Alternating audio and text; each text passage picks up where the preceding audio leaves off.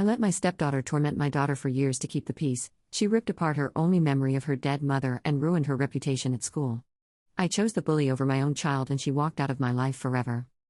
My daughter left on a Sunday morning in April. She was 17.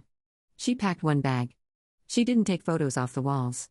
She didn't take the quilt from her bed. She didn't take the jewelry box her grandmother gave her. She took clothes, her laptop, her phone charger, and a Ziploc bag with torn pieces of paper inside. The torn pieces were what was left of the last letter her mother ever wrote her. Her dead mother. The letter that my stepdaughter had ripped apart 4 days earlier while my daughter begged her to stop. The letter I could have saved. The letter I could have protected. The letter that doesn't exist anymore because I chose to keep the peace instead of keeping my daughter safe. She walked to the front door. I was standing in the hallway.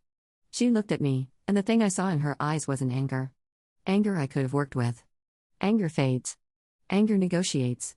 What I saw was nothing. Vacancy. The complete, total, permanent withdrawal of a child who has looked at her father and concluded that he is not worth staying for. She said, "I'm going to Grandma's." I said, "Mia, please, let's talk about this." She said, "There's nothing to talk about. You picked her. You've always picked her. I'm done being the one you sacrifice so your new family stays comfortable." She opened the door. She walked out. The door clicked shut. Not a slam. A click. The quietest, most devastating sound I've ever heard. That was 9 months ago. She hasn't come back. She doesn't answer my calls. She doesn't read my messages.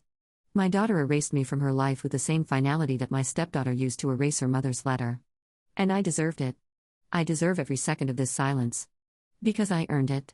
Year by year. Choice by choice. Cowardice by cowardice. My name is Grant. I'm 46. My daughter Mia is 17 now, 16 when the final incident happened. Her mother, my first wife, was named Catherine.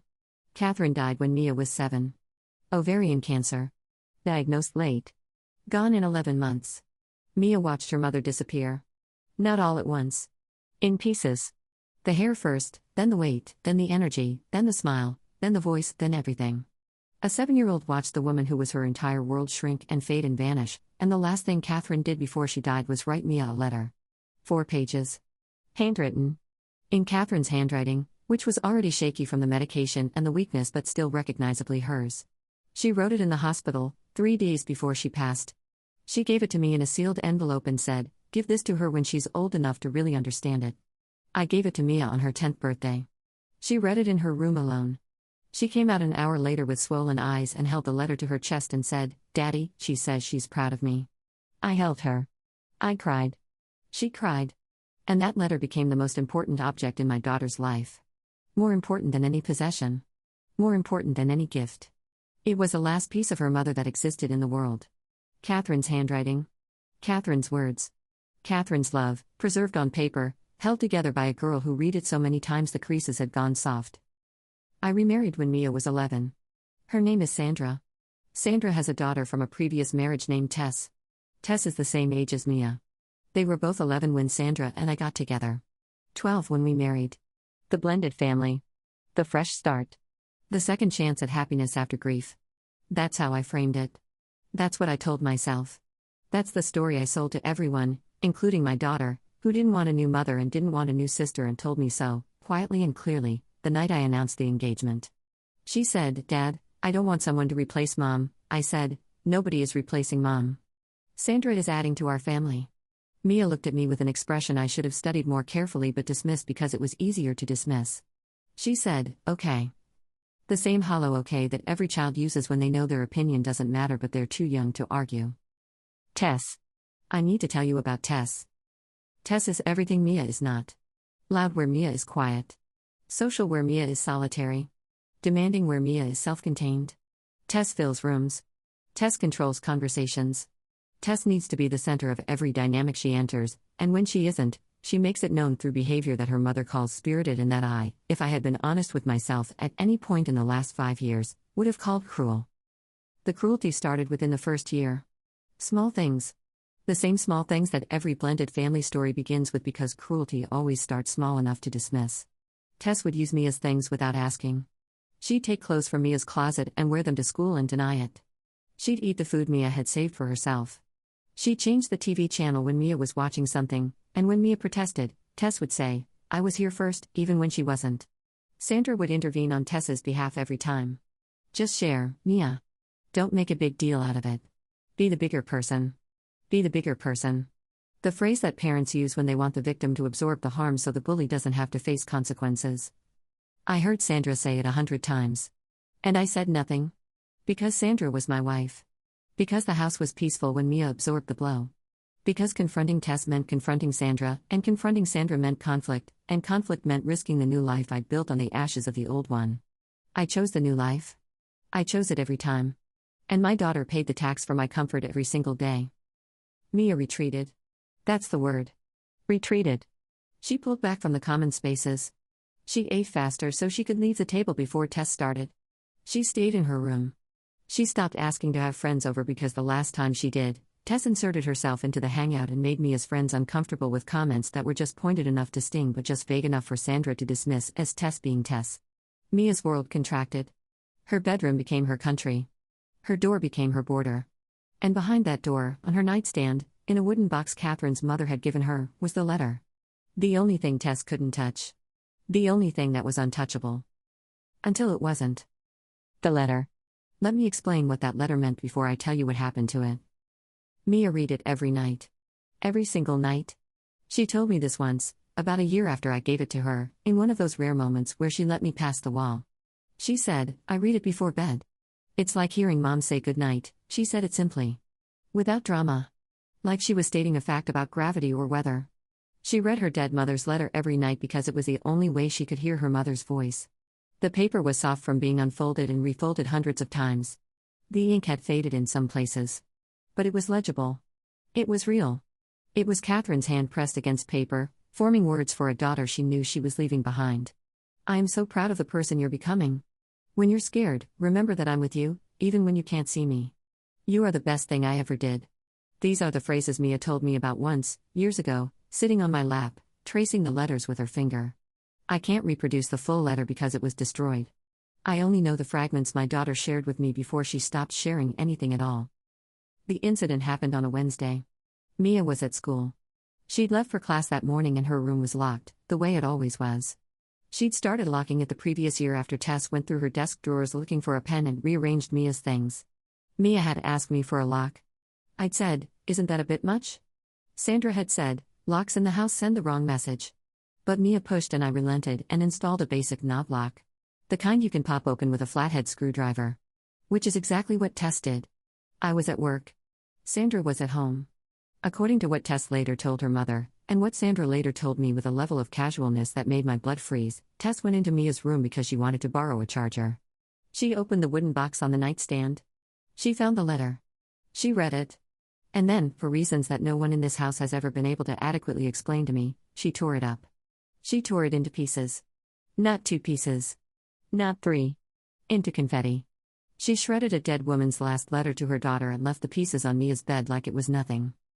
When I pressed Tess later, much later, after the explosion, she said, I was just mad. She always acts like she's better than me because of her dead mom. I wanted her to stop acting special. She wanted her to stop acting special. A 12-year-old, then 13, then 14-year-old girl, reading a letter from her dead mother every night, was acting special. And Tess's response to that, her remedy for the perceived inequality of grief, was to destroy the only physical connection her stepsister had to the woman who gave her life. Sandra was home when it happened. She told me later that she heard Tess in Mia's room but didn't check because she was just grabbing a charger. She didn't check. A woman who knew that her daughter had a history of boundary violations with her stepdaughter heard her in the stepdaughter's locked room and didn't walk down the hall. I've thought about that 1,000 times. 1,000 different ways. And the only explanation that makes sense is the one I don't want to accept. Sandra didn't check because she didn't care. Mia's room, Mia's things, Mia's boundaries were never a priority for Sandra because Mia was never a priority for Sandra. Mia was the remnant of a previous life that Sandra had to tolerate, not nurture. And Tess had absorbed that message the way children absorb everything, silently, completely, and then acted on it. Mia came home from school. She went to her room. The door was unlocked. She walked in. She saw the pieces on her bed. I wasn't home yet. Sandra told me that she heard a sound from Mia's room that she described as screaming, but not like a tantrum. More like something breaking. Sandra went to check. She found Mia on the floor, picking up the pieces, trying to fit them together, hands shaking, Tears streaming, whispering, "No, no, no, no, no." Sandra said she stood in the doorway and watched for a moment before asking what happened. Mia looked up and said, "Tess did this," Sandra said. "I'm sure it was an accident." An accident. Tearing a 4-page letter into dozens of pieces is not an accident. Unlocking a door with a screwdriver is not an accident. Reading someone's most personal possession and choosing to destroy it is not an accident. But Sandra said accident because that was the word that protected Tess, and protecting Tess was what Sandra did, the same way I protected the peace.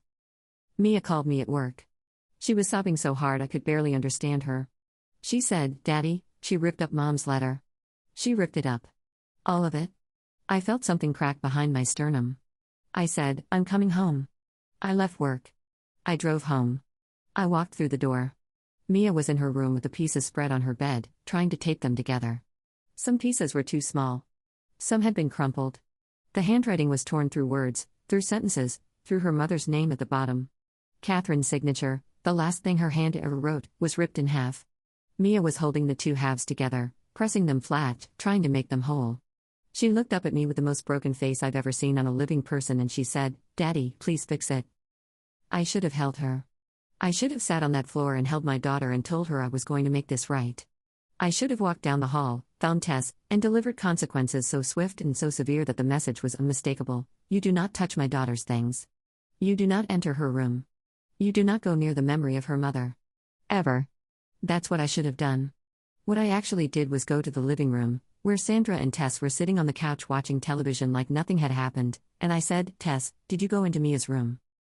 Tess said, "I just wanted a charger." Sandra said, "She didn't mean to cause any harm." I said, "The letter from Mia's mother is destroyed." Sandra said, "It was an accident, Grant." Tess feels terrible. Tess did not look like she felt terrible. Tess looked like she felt caught. There is a difference. Terrible is remorse. Caught is inconvenience. Tess was inconvenienced. I said, "Tess, that letter was irreplaceable. Mia's mother wrote it before she died." Tess said, "I said I was sorry." She hadn't said she was sorry. Not to Mia. Not to me. She said I was sorry the way people say it when they want the conversation to end, not when they mean it.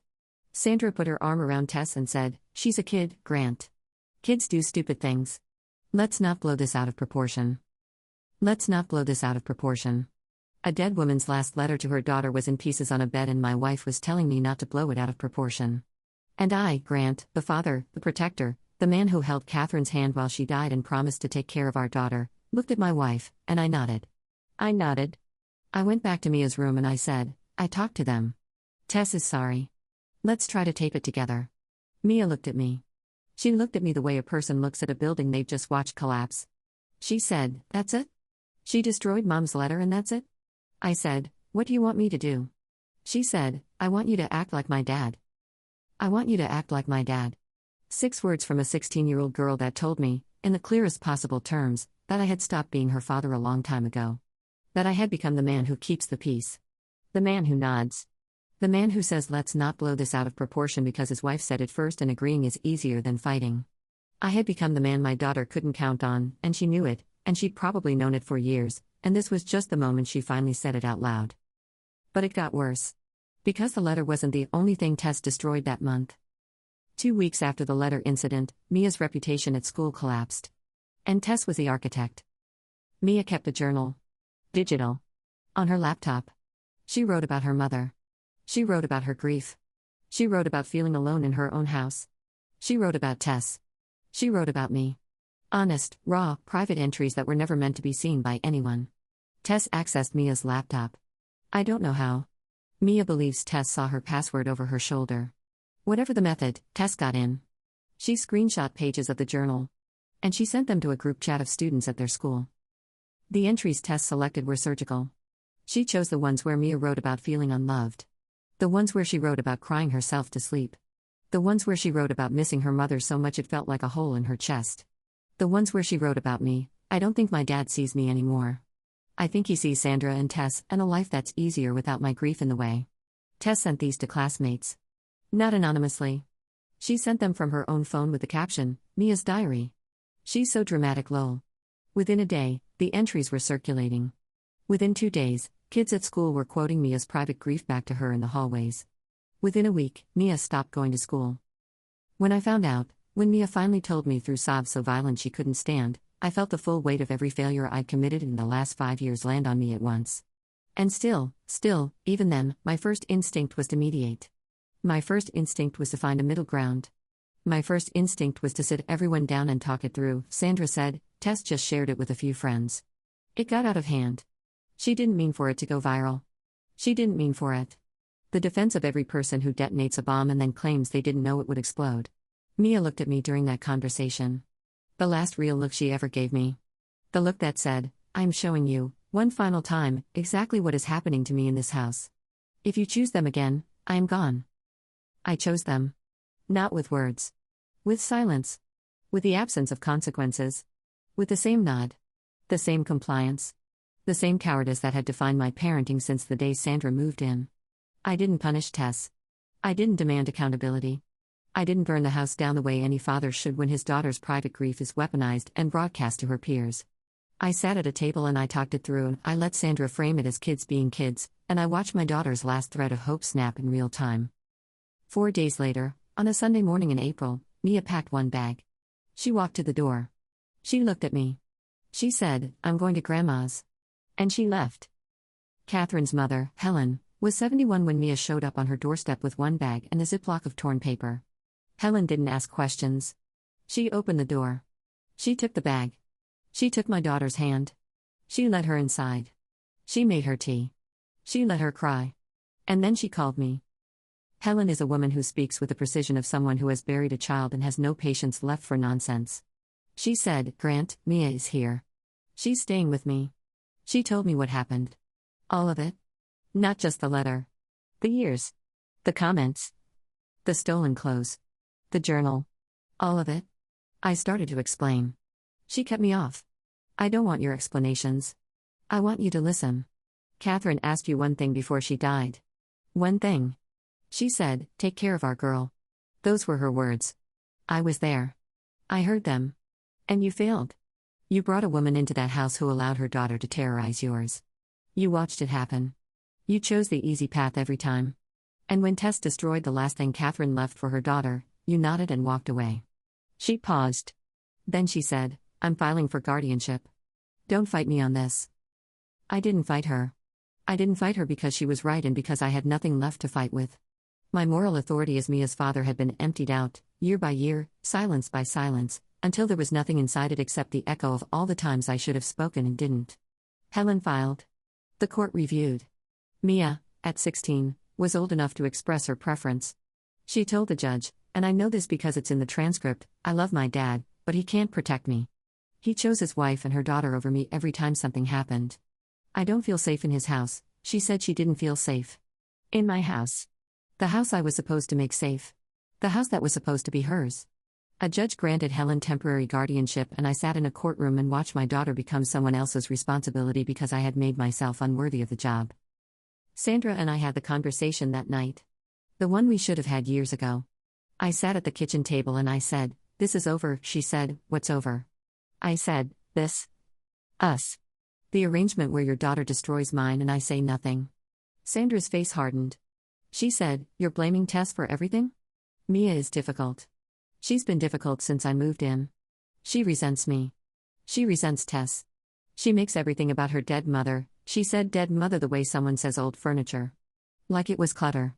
Like it was something taking up space. I looked at my wife and I saw her, really saw her, for the first time in 5 years. Not the woman I married. The woman who had stood in a doorway while my daughter pieced together her mother's torn letter and called it an accident. The woman who had let her daughter broadcast my child's private grief to a school full of teenagers and called it kids being kids. The woman who just said dead mother like it was an inconvenience she'd been tolerating. I said, I want a divorce. Sandra said, you're throwing away our family for a teenager's drama. I said, I'm throwing away our family because I never should have built it on my daughter's back. She left the room. She didn't slam anything. She just left. The way she always left when things got real. Exits without accountability. She taught Tess that too. The divorce took 5 months. Sandra didn't fight for much. She took Tess, her personal belongings, and a financial settlement that was fair by any standard. She didn't fight because fighting would have meant discovery, and discovery would have meant the school records, the journal screenshots, the incident reports, and the guardianship transcript becoming part of the record. Sandra didn't want a paper trail. She wanted a clean exit. The same kind of clean exit she'd been engineering for Tess every time Tess did something cruel, and Sandra covered it up with a smile. Tess. Let me tell you what happened to Tess. Because people will want to know, and the answer is nothing proportionate. Tess faced school consequences for the journal leak. A suspension. A referral to the school counselor. Her social media accounts were temporarily restricted. The school treated it as cyberbullying, which it was, and Tess completed a behavioral intervention program, which she did with the same performative compliance that bullies learn when they realize the system only requires attendance, not change. She's 16 now. She lives with Sandra. She's in a new school. She's probably fine. She's probably charming new friends and identifying new targets and learning new ways to be casually devastating to people who are softer than she is. Because nobody in her life ever drew a line hard enough to leave a mark. Her mother didn't. And for 5 years, I didn't either. I tried to fix the letter. I took the Ziploc bag of pieces, the one Mia had left behind, and I spent an entire weekend at the kitchen table with tweezers and archival tape and a magnifying glass. I sorted fragments by paper texture. I matched torn edges. I reconstructed what I could. 3 of the 4 pages were recoverable to about 70%.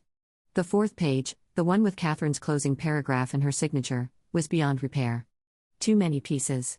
Too small. Too crumpled. The words that ended the letter, Catherine's final words to her daughter, are gone. I don't remember them all. Mia does. Mia has them memorized because she read them every night for 6 years.